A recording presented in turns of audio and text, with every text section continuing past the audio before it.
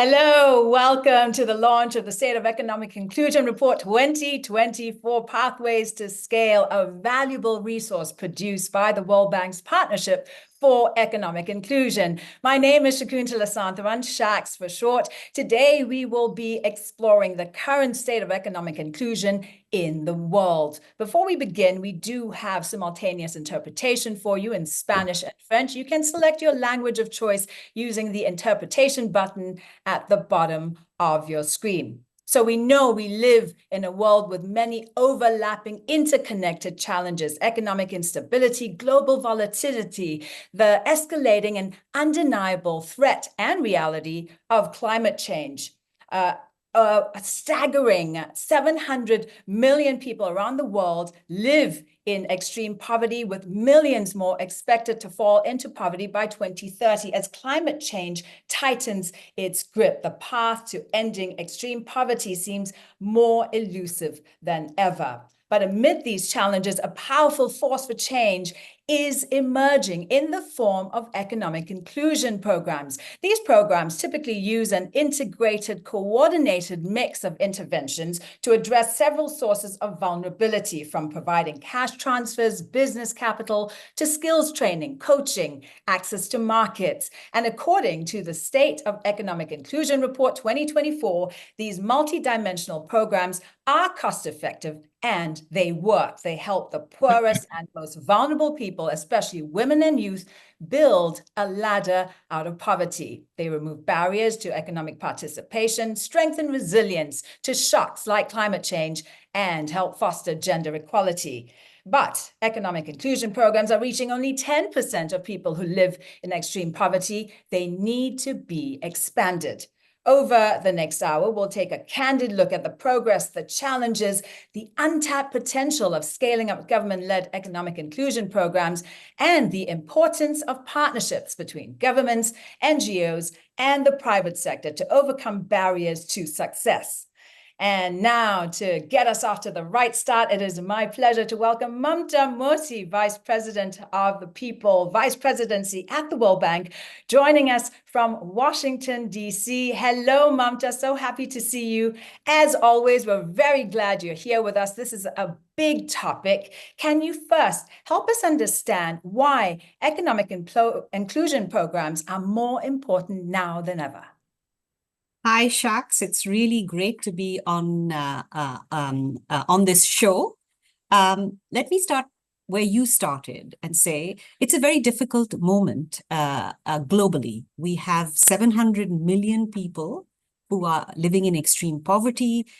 We also have a huge population of young people who are coming into the market looking for jobs. 1 billion young people will enter the workforce over the next 5 years. And while some of them may go into education and some of them may find employment, there is still a shortfall of around 300 million jobs. That's a very large number.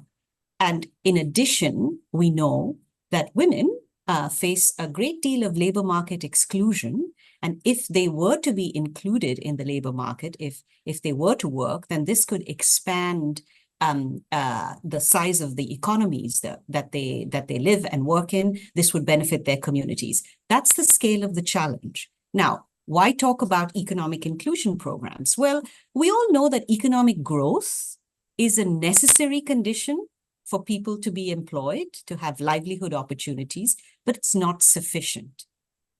What these economic inclusion programs do is that in addition to providing some cash support, they also provide skills training.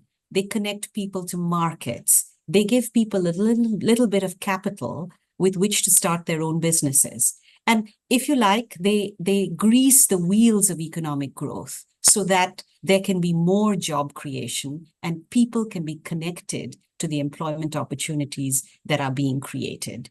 That's why at this moment, economic inclusion programs are very important. Now, you might ask the question, do they work? Can they scale? And the answer to both is resolutely yes. there's a lot of evaluation that has been done on these programs, whoever they're implemented by, whether they're implemented by small NGOs or whether they're implemented by large as a part of large government programs.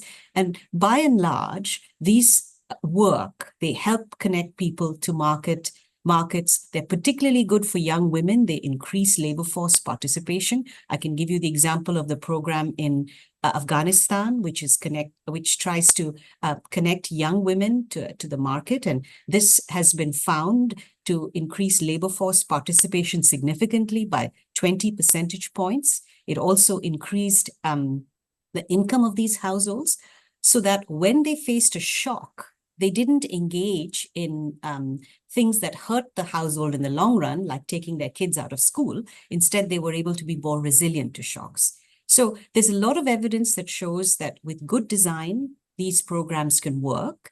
And of course, if they're integrated into government programs, governments tend to have the most money to do this kind of thing, they can really scale. I can give you another example. This one is from Zambia. It's a program that is reaching hundreds of thousands of young people, including women, and is on the cusp of scaling to reaching even more people. So in short, at a point of time when we're not sure of how many people are going to be able to be resilient to growth that is under a cloud, it's not taking off all over the world. And at a point of time when we have so many young people coming to the market looking for jobs, and at a point of time when we want women to have more opportunities, there's a real opportunity to use these programs to provide the necessary support. Now, Mamta, the World Bank recently set several ambitious goals, including supporting millions more people with social protection, especially women. How can economic inclusion programs help the World Bank achieve these goals and its mission to end extreme poverty and build shared prosperity on a livable planet? So we've committed as an institution to try and reach 500 million people with social protection. And these programs are an important part of social protection. So this is a commitment that will not only end poverty, we also are targeting ending hunger. And the cash and the connection to the market and the skills training is how we're hoping that people can get on the ladder of prosperity, right? They can be resilient to shocks. They can get the missing parts of that connect them to the ladder of opportunity to jobs, and thereby allow them to climb out of poverty.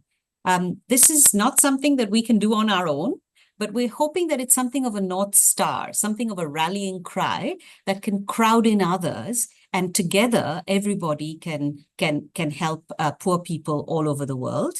Of course, there is the financing that the World Bank provides, and we're in the middle of a replenishment of IDA, which is our arm for the lowest income countries, our financial arm for the lowest income countries. So making sure there's a strong IDA replenishment will be important. The knowledge work that we do to make the case for programs such as economic inclusion programs is an important part of what we do. And that's why I'm delighted we're launching the State of Economic Inclusion 2024 today. And finally, the partnerships are really important. So the partnership for economic inclusion, which is a part of this effort, is another way in which we are hoping to get everyone together. And the partnership for economic inclusion is a catalytic funder. And it helps provide catalytic funding to support some of these programs, which then can grow to scale. And since the start of this partnership, it's actually helped 6 million people in 24 countries get on the ladder of economic opportunity. So this is how we're hoping to get everybody together and make a real change in this area. Brilliant, Mamta. So more partnerships, more financing, more knowledge is needed. We have to keep strengthening program design while expanding coverage of economic inclusion programs. Mamta, thank you. I have learned much listening to you as always. Many thanks for sharing your knowledge with us. The just released report on the state of economic inclusion is packed with useful information. It highlights the expansion and progress of such programs since 2021, the challenges to scale them up, and guidance on best practices. Let's get a snapshot now of the report's main findings from Victoria Strakova, Program Manager for the Partnership for Economic Inclusion and one of the authors of the report. Imagine a world where every person, no matter their circumstances, has the opportunity to build a better life and escape the creep of extreme poverty. A world where women no longer face barriers to their economic potential, where vulnerable communities aren't just surviving, but thriving, weathering the storms of climate change, economic instability, and global volatility. It may seem like a far-off dream, but we have the power to turn it into reality. And the key to making this happen: scaling economic inclusion programs, an approach that builds a ladder out of poverty for the poorest, most vulnerable people in the world. Economic inclusion programs combine digital cash transfers, skills training, business capital, coaching, and market access, tools that help people, especially women and youth, seize lasting economic opportunities and build resilience to both poverty and future shocks. Take Fitness Kalumbi from Zambia, for example. Through the government's Supporting Women's Livelihood program, Fitness received the training, the cash grant, and support to launch a business that transformed her life. Not only did her family's food security improve, but it also connected her to the community through a savings group. For Fitness, this program didn't just give her a handout, it gave her a hand up, a real chance to attain financial independence and escape the grip of poverty. Today, economic inclusion programs are reaching more people than ever. According to the State of Economic Inclusion Report 2024, these programs are now impacting 15 million households across 88 countries. Remarkably, 3/4 of them are now reached by government-led programs, following in the footsteps of many non-governmental organizations that innovated and tested these programs in a variety of contexts. These programs don't just help people meet their basic needs, they empower them to thrive, build sustainable livelihoods, and create long-lasting resilience in the face of future crises. In fact, evidence shows these programs are not just impactful, they are cost-effective. Take Niger, where women's business revenues doubled within 18 months of receiving support, or Zambia, where their incomes grew by 45% within 12 months. Both Niger and Zambia programs show positive returns on investments, and these are not small gains. These are game changers, proof that economic inclusion works. But here's the catch. While the number of these programs is growing rapidly, they still only reach a fraction of those who need them. Today, we have over 70 million people benefiting from economic inclusion programs. That sounds like a lot, but it's only 10% of the 700 million people living in extreme poverty. We have to scale up, and we have to do it fast. It's not just about reaching more people, however. It's about reaching the most marginalized, hardest to reach populations, particularly women and youth, and tailoring programs to their needs. While 90% of programs target women, only a third focus on women's economic empowerment as a core objective. That means we can further enhance these programs to overcome the inequality, the social norms, the unpaid care work, and other barriers that prevent women from fully participating in the economy. And 2/3 of programs target youth, often promoting self-employment in rural areas. But to improve youth outcomes in urban settings, wage employment opportunities could be improved through skills training, apprenticeships, and job placement. And as if the challenges weren't daunting enough, climate change is adding another layer of urgency. Extreme weather events, droughts, and floods are exacerbating poverty in ways we've never seen before. But there is good news. Economic inclusion programs can integrate climate-resilient practices. Innovative solutions like climate risk insurance and low-cost green technologies help vulnerable people to build climate resilience. In our latest survey, 2/3 of these programs are already helping people adapt to climate challenges. And this is the future we must build together, a future where economic inclusion isn't just about lifting people out of poverty today, but empowering them to withstand the challenges of tomorrow. Of course, scaling up isn't enough on its own. We need quality programs, continuous learning, and evidence-based approaches. And we need long-term investment, not just from donors and the private sector who are critical to innovation, but from governments and partnerships with NGOs and local communities themselves. Because the ultimate goal is to make these life-changing programs self-sustaining. The time to act is now. We have the tools and evidence to back it. Scaling economic inclusion is not only an investment in poverty reduction, it's an investment in the resilience of millions of people, especially women and youth. Let's make sure we reach the last mile. Let's build ladders out of poverty.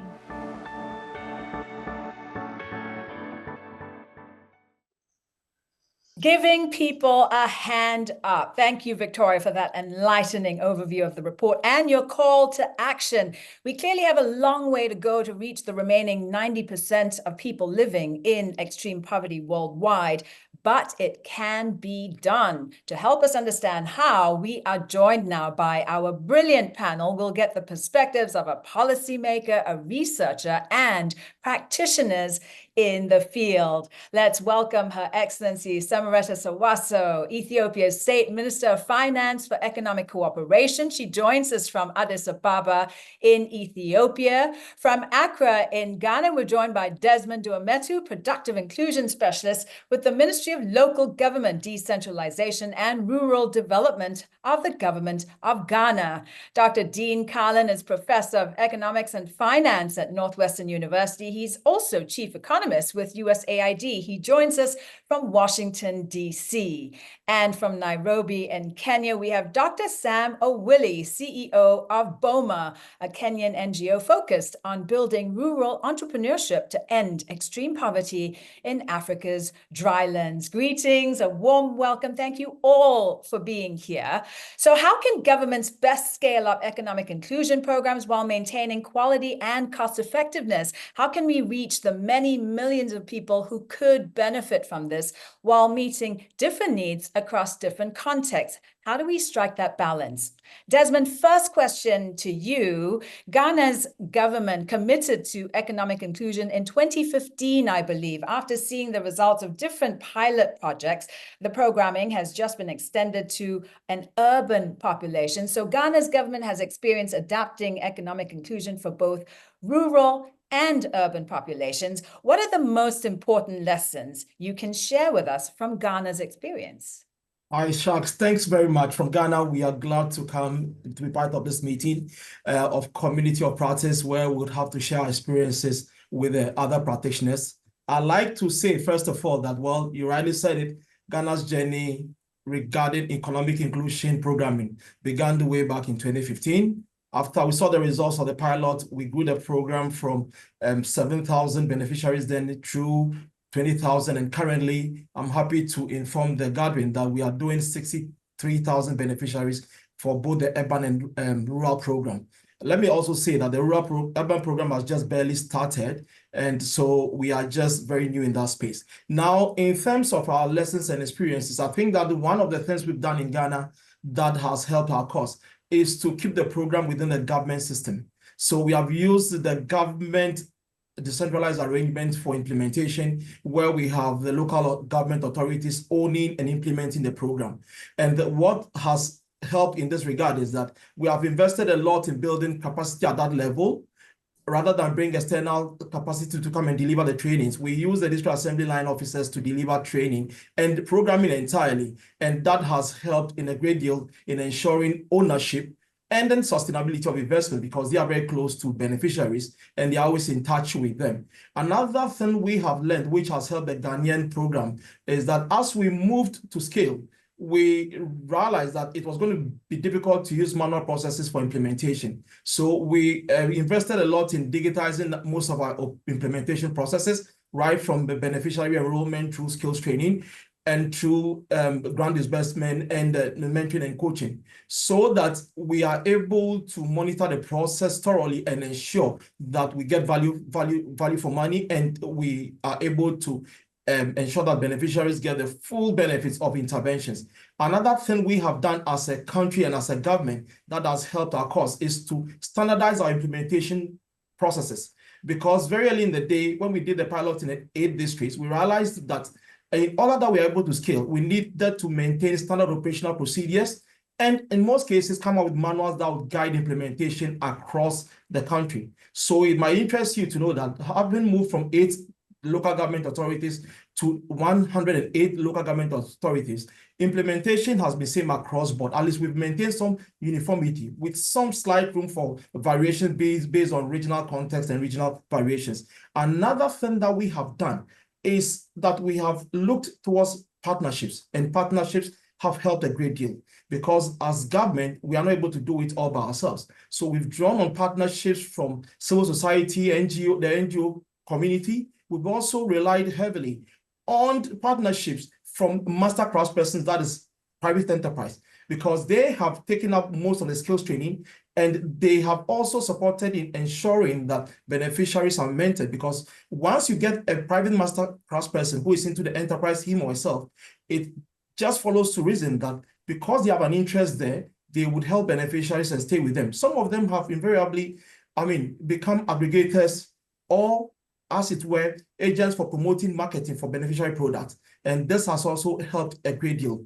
Another thing we'd like to share is the heavy investment we've made in mentoring and coaching, because from the initial programming, we were only working with beneficiaries for 6 months, but having learned lessons from the pilot, we've now had to have an expanded mentoring and coaching, let me call it duration, and also we've had a bandwidth that includes other aspects of mentoring and coaching. So I think that these are the experiences we have to share in terms of what the Ghanaian government and the partners have done.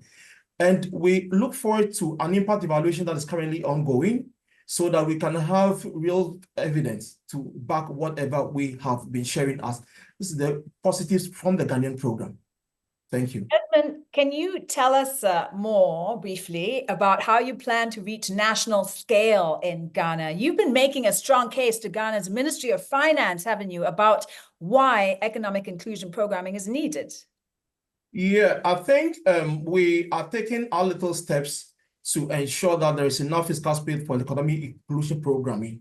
Currently, we are embarking upon a reassessment as a people and a government. So we see an opportunity in that, saying that because we are in the process of taking some beneficiaries in the country's flagship cash transfer program of the cash transfer program, we are approaching government and making a case that there must be a dedicated government funding so that we can spend this and expanding economic inclusion to make it a nationwide program. Because if you are interested, Ghana has currently 261 local government authorities. We've not even done 50% yet. So we have made a strong case through the Ministry of Finance so that we can make available enough funding for that. I would also like to say that because of the positives that have been shown along the spectrum, other development partners have also jumped into the fray and are buying into this economic inclusion agenda.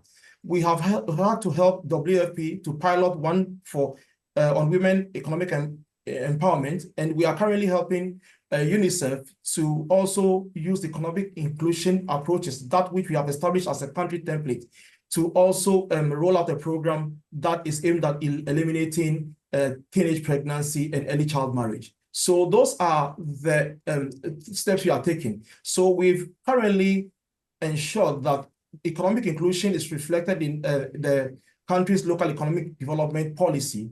And thankfully, we have a rural development policy as a country, which is currently undergoing review. And we have, through the support of partners, ensure that economic inclusion is reflected as one of the strategies in our rural development policy. All this is just in an effort to ensure that there is a wide application of economic inclusion as a development tool to help ensure sustainable incomes for extreme poor households in Ghana. Thank you, Desmond. Now, Ethiopia has also been implementing government-led economic inclusion programming since 2015. The government there has 2 safety net projects that reach different vulnerable groups in both rural and urban areas. As a pioneer of these programs in Africa, Ethiopia, like Ghana, offers many lessons on how to design these initiatives for an evolving landscape. Minister Sewasew, how has your government adapted these programs to create jobs and opportunities for young people and work-able adults, including people in displaced communities? Thank you very much. You mentioned the 2 big programs that we have, both in the rural and urban space. that have been very vital in creating opportunities for jobs for various groups. In Ethiopia, we have a large population of youth of about 25 a large number of 65% of our population is under 25 years of age. And so the agenda of creating jobs is very critical, both in rural and urban space. These programs have been linked into ensuring that the most vulnerable populations that we have are included in the economic transformation agenda that our government is pushing. And so the jobs agenda, improving livelihoods is critical for us. We find particularly the importance that vocational and skills trainings, life skills trainings, and others are included in package of the design of this inclusive programs. And this have been very instrumental also for both refugees and internally displaced communities. Minister, what is the next step to bring this programming to scale in Ethiopia?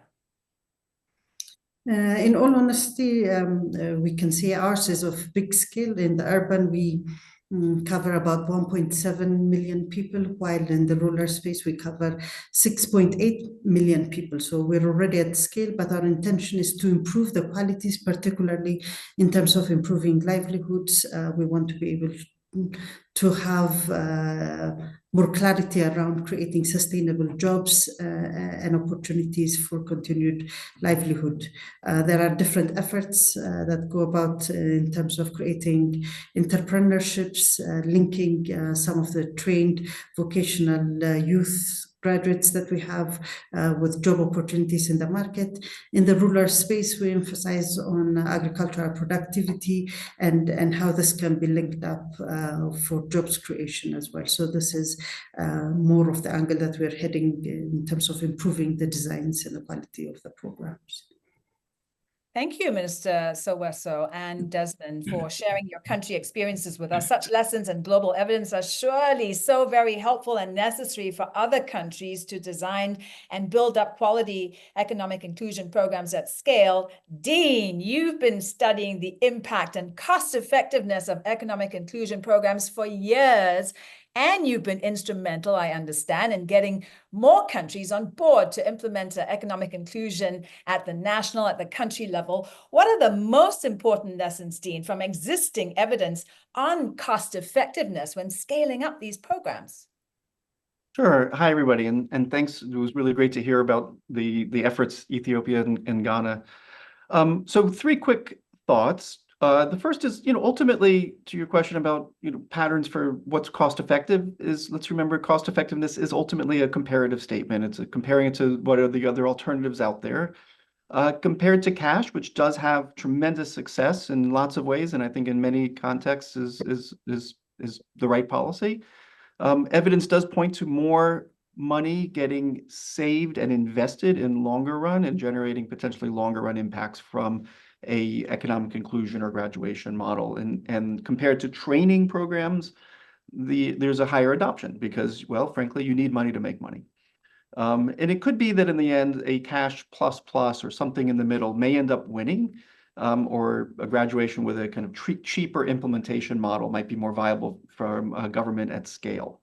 So that leads to lesson number 2, which is basically that, frankly, we need more nitty-gritty design tests, embedded evidence partnerships with large-scale implementers like government, because we can't rest on anybody who sells a particular design saying, here we go, it's proven and works, is not being very inquisitive, basically, is the right way to think about it, because there's lots of ways that we can be constantly improving and tweaking, and sometimes the adjustment might be small and sometimes it might be big, and we're seeing a lot of efforts around the world. PEI is organizing a lot of these, and it's really exciting to see the collection come through.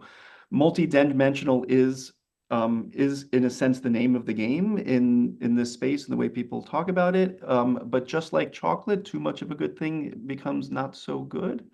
How to find that right balance is actually really important. In the Philippines, we did some work testing a reduced coaching model to just group meetings rather than household visits, and we found absolutely identical results. We actually did the same thing in Uganda, found absolutely identical results. That's a cheaper model, finding the same impact, go for it.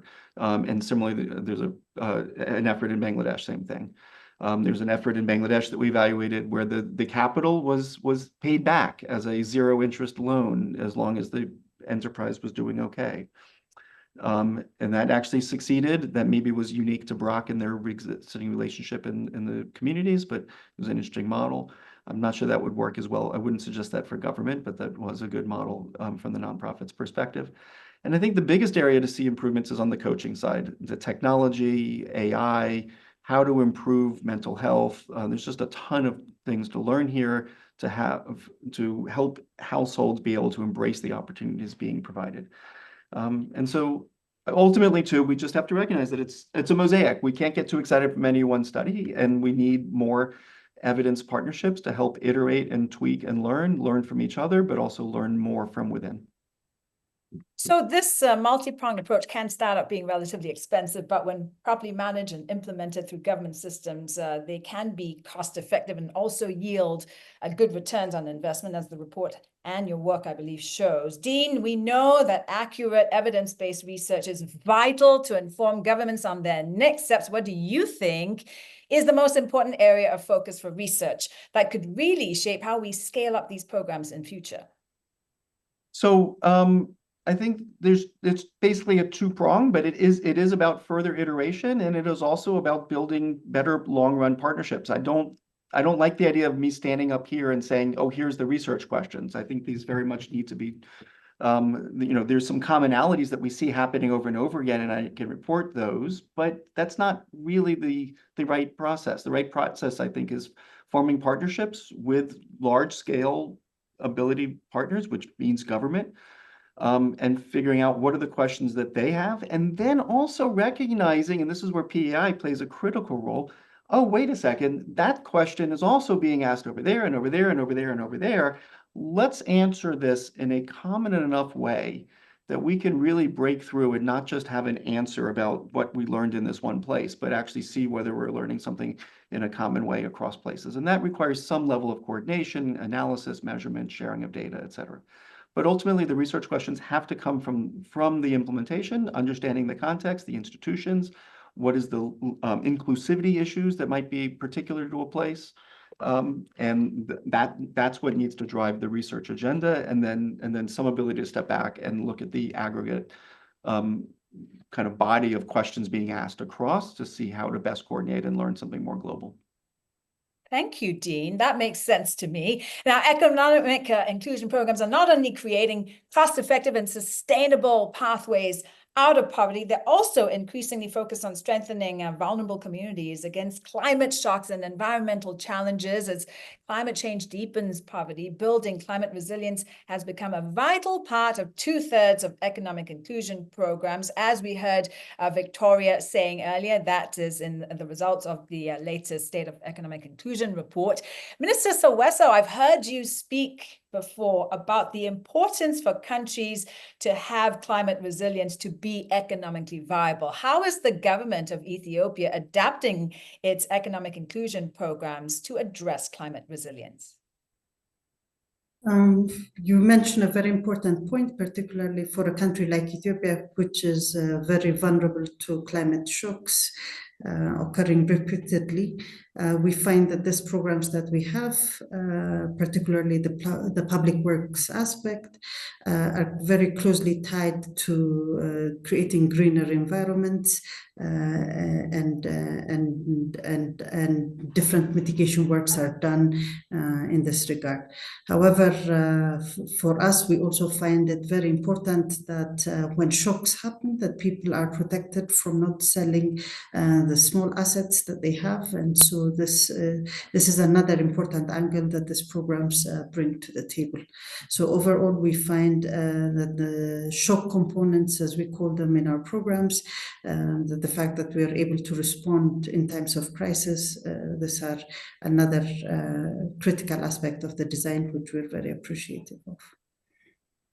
Thank you, Minister Sewasew. I understand that Ethiopia is also introducing innovative climate products like climate risk insurance. And talking about innovation, a lot of the most innovative work on climate resilience is happening through NGOs like BOMA. BOMA's partnered with the government in Kenya to help pilot economic inclusion. You're also working in Ethiopia now, and you've done some work in Burkina Faso. So, Sam, first there was REAP, which is BOMA's Rural Entrepreneur Access Program that has empowered thousands of people already in Africa's drylands to escape extreme poverty. That's being scaled up. And now there's Green REAP for climate resilience, empowering people who are at great risk from climate change to become self-sufficient and achieve economic and climate resilience through sustainable enterprises.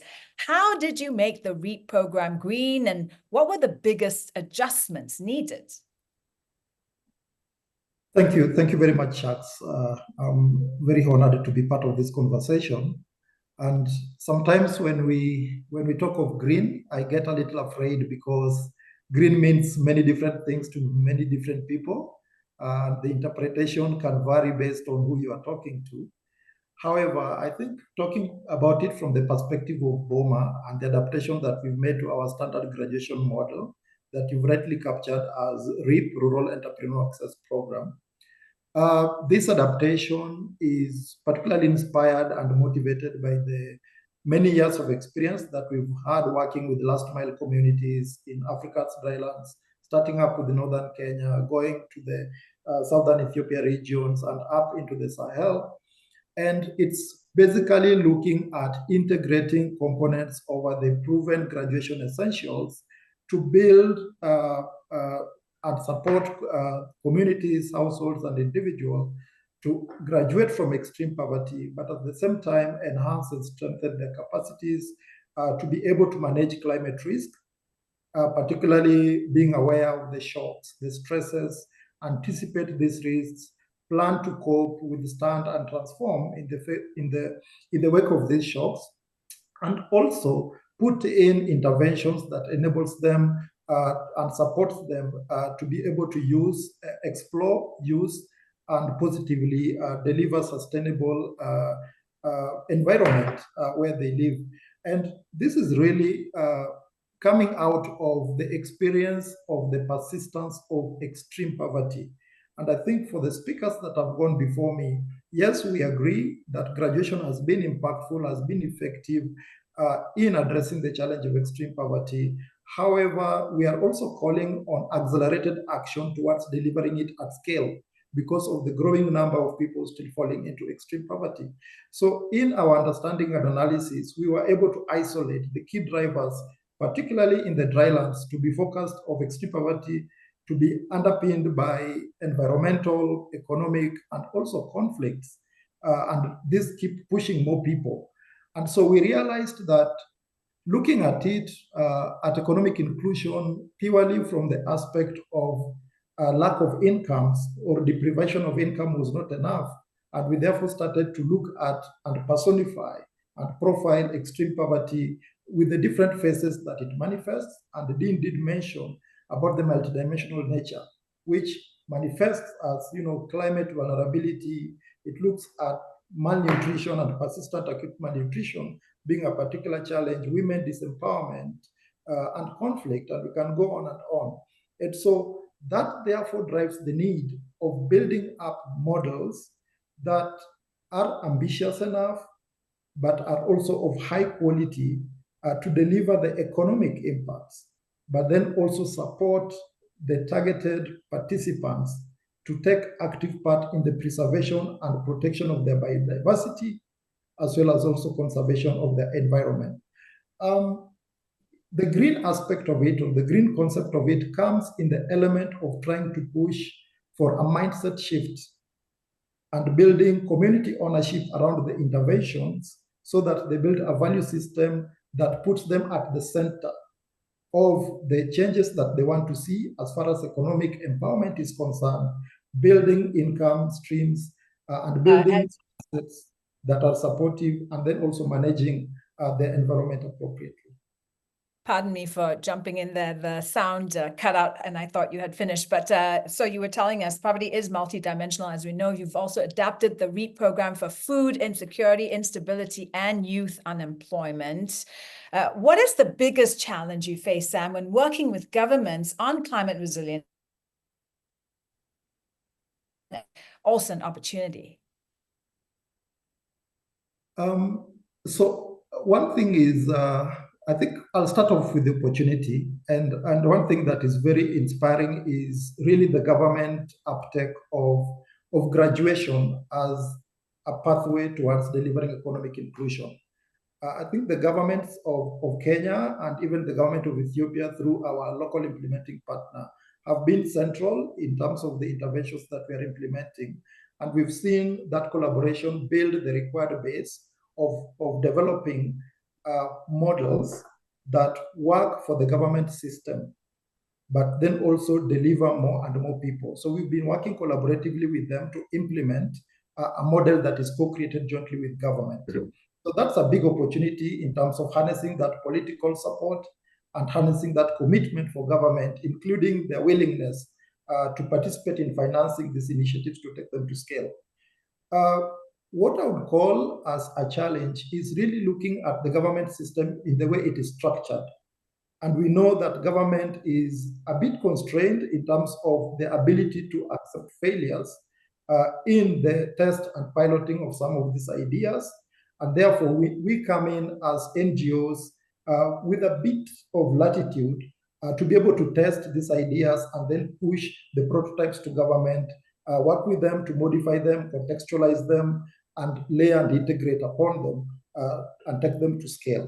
So government definitely is at the center of this, and we are looking at working on technically correct models, building political support around economic inclusion in broad, and also supporting government's operational capacity to be able to deliver this in a more sustainable and impactful way.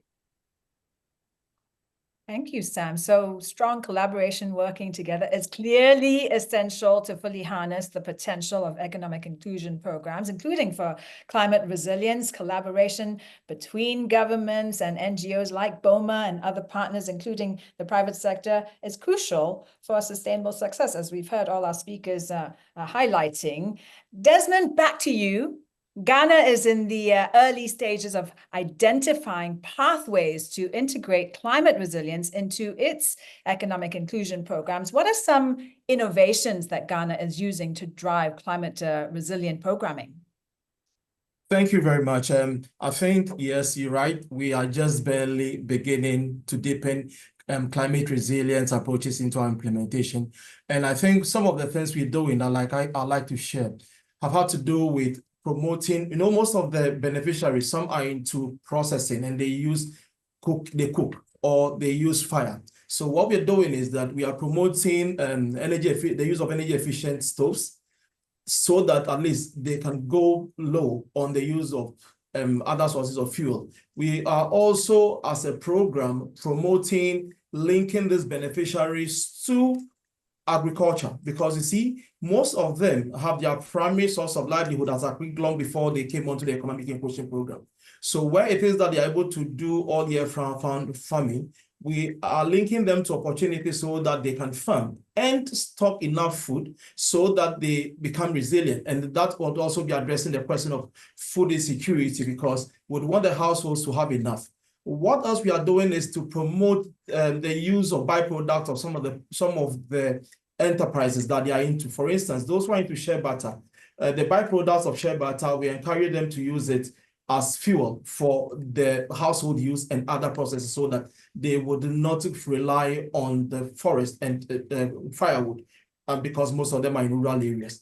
These are the starting point for us, and would expect to deepen this in our programming subsequently.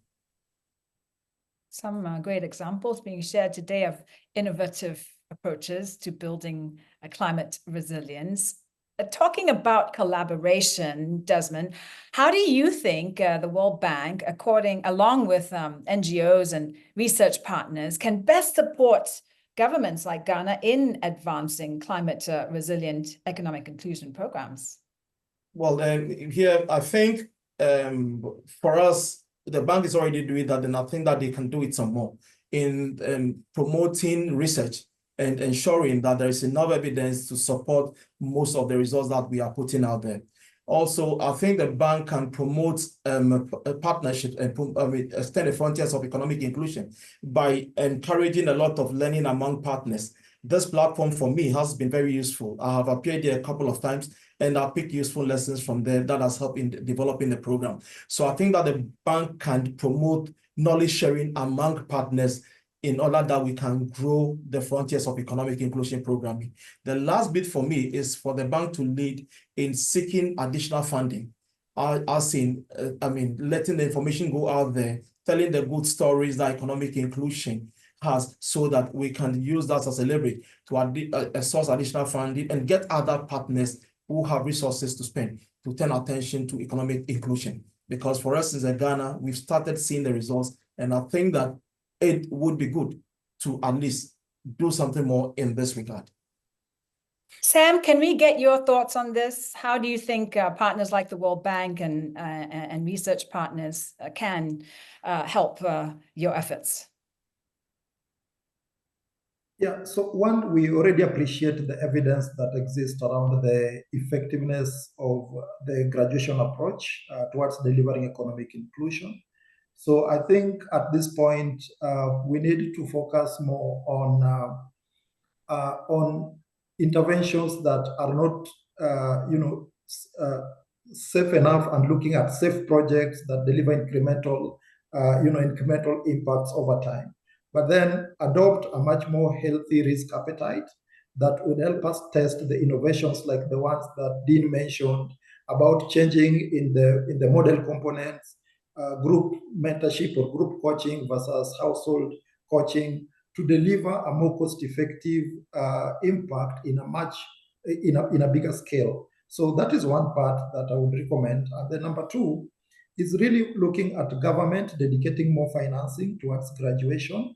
And this is in great appreciation to that government is already financing a number of poverty alleviation interventions. And I think with the evidence around graduation approach, we could leverage that to support government as practitioners and work in partnership and collaboration to deliver impacts and a higher return on investment on the funding that or financing that go towards poverty alleviation initiatives. Lastly, I will just talk about building coalitions and supporting learning across governments, across sector leaders, NGOs, researchers, and governments, so that we can share lessons that will further increase the efficacy of what we are doing and also reach more and more people. Minister Sewasew, could we come back to you briefly? What do you think? What are your thoughts on the importance of partnerships? Partnerships are very central, particularly when you're running programs of this scale. For the Ethiopian context, we have been able to leverage both from our development partners, the World Bank, and also the private sector have been very instrumental in bringing this entire jobs creation agenda to move forward. But government of Ethiopia has taken the commitment to invest more in the jobs inclusion programs, and for this we are very delighted, but would like to continue to emphasize that partnership is important in both identifying models and systems that help government run efficient systems and deliver these programs.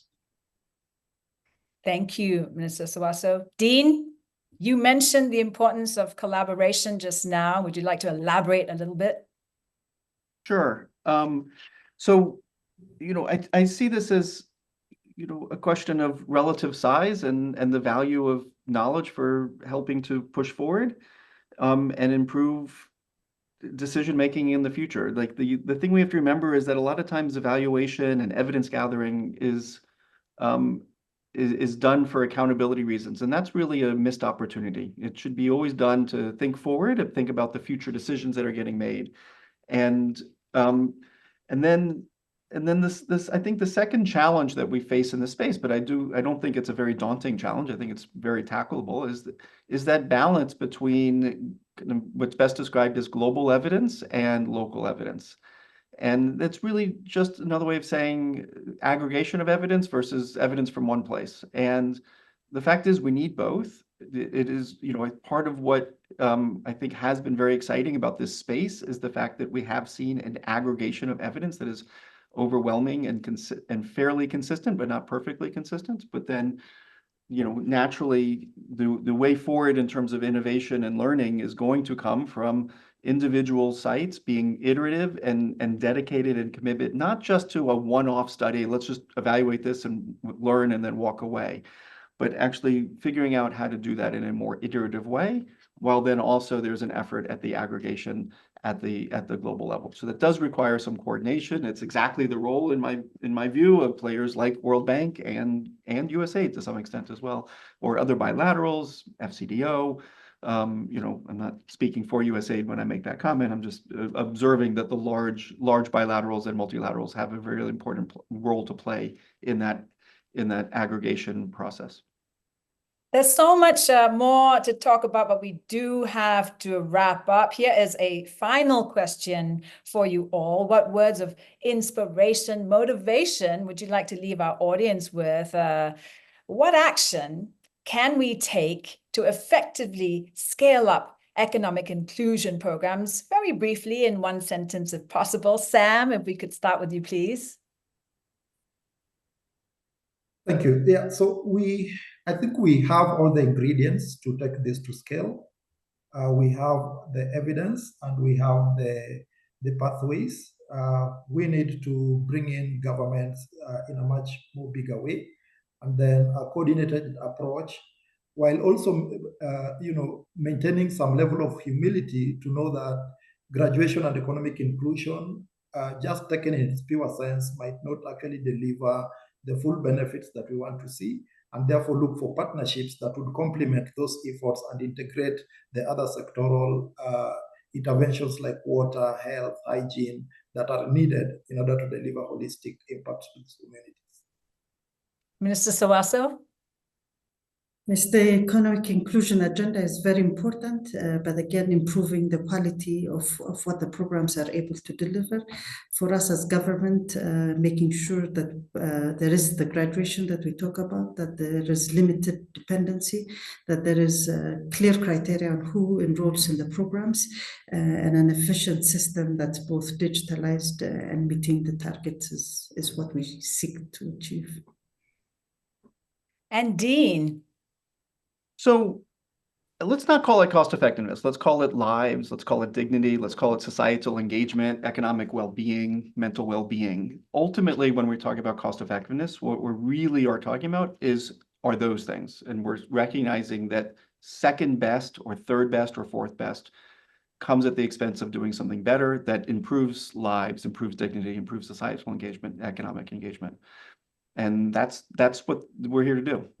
So with strong evidence of doing more with the same, we have wins there in helping people, but that also then helps you actually get more resources because you're helping people succeed in life. And Desmond, your thoughts, please? Yeah, well, from our side, we think that economic inclusion is worth investing in, as it has proven to give the beneficiaries some dignity themselves in getting enrolled onto these programs. But it's also important to note that as we scale, there are important aspects that we must watch. First of all, we should be prepared to make the right investments in local capacity and systems.